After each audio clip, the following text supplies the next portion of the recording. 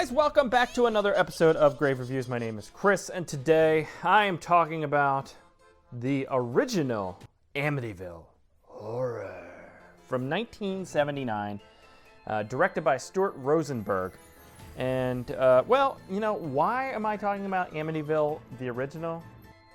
As many of you may know me from Bad Movie Night, I like to cover the Amityville movies, and there are many of them, releasing almost on a weekly basis, most of them having absolutely nothing to do with, Amityville. But, coming out in, I think, June or July will be Amityville in Space. We are finally getting to space where Amityville truly belongs. But anyways, I thought, until then, maybe I'll just cover every Amityville movie. I've never seen them all. And apparently I needed ways to waste my life away watching all the Amityville movies. So anyways, that's what we're gonna do. I'm covering Hellraiser series. I'm gonna cover Amityville series. I figure I can bounce around between both of those. That should be fun. And maybe I will still have a will to live when it's all said and done. Probably not. That's all right. So, Amityville 1979, the original, stars Josh Brolin. Josh Brolin? James Brolin? One of the Brolins. The older Brolin. I think he's still alive. And Margot Kidder. And it's about a family that is down on their luck-ish and purchases this house that is a little too good to be true for its price because it has a sordid history of a murder in which a family member became perhaps possessed or something, ended up murdering his entire family. And now, will the cycle repeat? Well, if you've seen any of the other 20 Amityville movies, you know, probably in some way. And that's what you get here. But this is the original one, sharing a lot of elements from other horror movies of the time, notably The Exorcist, The Omen, The Haunting, those kind of things. But it's a pretty interesting movie, pretty well made, shot on film, it looks great. You know, you have some serious actors in here doing some okay performances, sometimes good, sometimes a little cheesy at moments. But a much more slower paced psychological movie than where the series heads. And I kind of appreciated that. Now, granted, it's, late 70s. Pacing in general is a little bit slower. So a modern audience might be turned off by that. But I appreciate the aesthetics. The house is really cool. It probably also really works for me because I live in a 1920s Dutch colonial house, which has the Amityville windows and is very similar in style to the Amityville house. So I just enjoy the aesthetic in general. The tropes are there, but they feel a bit more fresh because it hasn't been 40 years of the same haunted house tropes at that point. Well, maybe it has been, but it hadn't been for me as a viewer.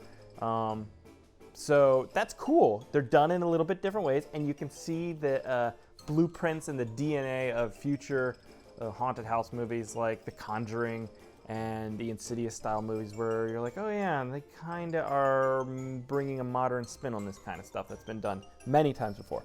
One thing that really bugged me, and it might have just been the version I watched, but the sound mix is really frustrating where it's very quiet when nothing's happening, and then as soon as a horror moment hits or something, it's extremely loud. And this is something that modern movies still do to this point, but it was extremely frustrating because I would turn it up and then it would blow out my ear holes, and it didn't scare me insofar as like a jump scare style thing. It was just like frustrating of how the mix was. And I know a lot of times people do this, again, for the jump scare effect, where you're like, oh shit, fucking shit, and you're not actually scared by what happened, your ears got blown out, and you're like, oh my god, I fucking need an ambulance, my head air, you know what I'm saying. So the movie's definitely slower, what we're talking about, but it's just slower in general, like the plot, it's meandering a bit, but it's all about this degradation of this family, this psychological breakdown, and it's unfortunate because like the next year The Shining came out and it did this idea way better, way more artfully crafted of a movie, this movie isn't bad looking and has a lot of cool moments, some decent effects at times.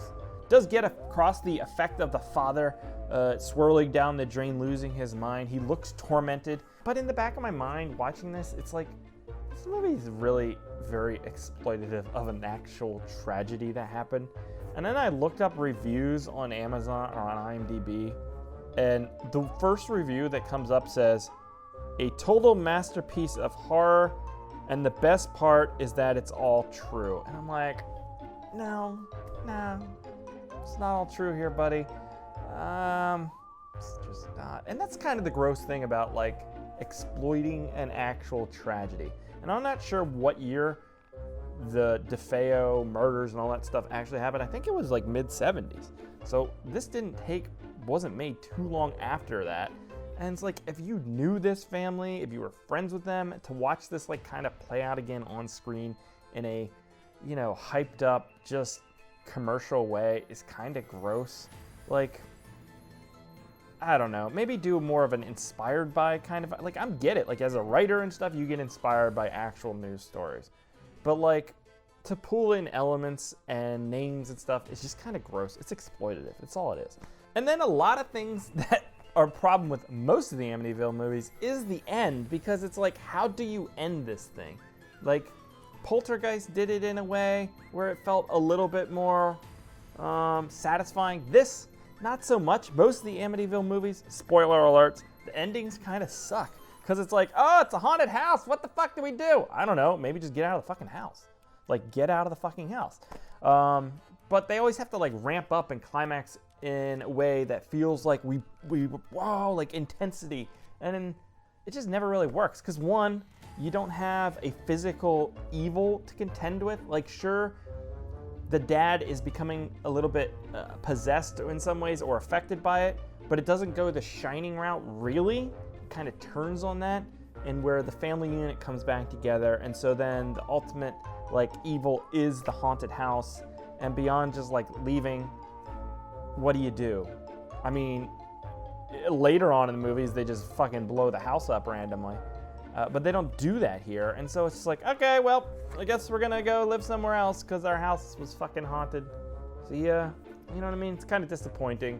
And that's where, again, The Shining does the idea better, because there's a actual satisfying ending where, you know, Jack Nicholson's completely gone, and they have a physical force to contend with as opposed to a house. So I like it. It's a fun movie. I've seen it many times. I'd give it, like, I don't know, a 7 out of 10. Like, it's definitely not perfect. It's definitely not my favorite haunted house movie. But it's got some charm, and it's pretty well made. So if you haven't seen the original Amityville Horror, I do think it's worth checking out. And we'll get into the rest of them here coming up in the next few weeks and stuff. And we'll get into the remake with Ryan Reynolds and his abs, which I think is what that movie's mostly about. But until then, let me know what you think of the original Amityville Horror. And then like, subscribe, share, all that bullshit. And I will catch you here next time, guys, on Grave Reviews. Good.